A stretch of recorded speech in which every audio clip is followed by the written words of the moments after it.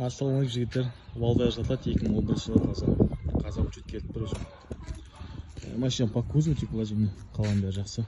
Андай ауру краска өшіп кеткен көбесіне. Машина полный заводской, выбор жоқ қатты. Передний камера, фирмалық титан, парктроника.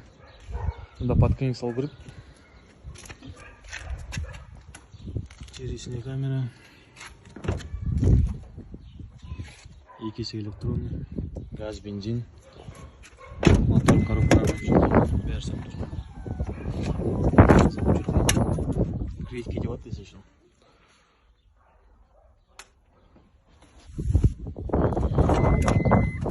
Только вложение по кузову, подкрылым салу керек. Сына артын өң жерінде бар.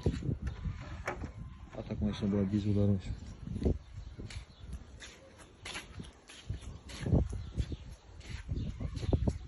Екі алты подкрылым салу керек.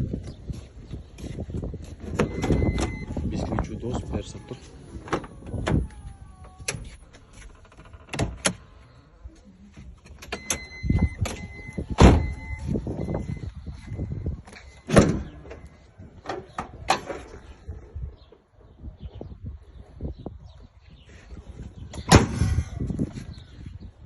Если осы жағдайда алып кетемісіңдер, 11 миллион болады окончательно. Ал бәрі жасап бересіздер 12 миллион окончательно.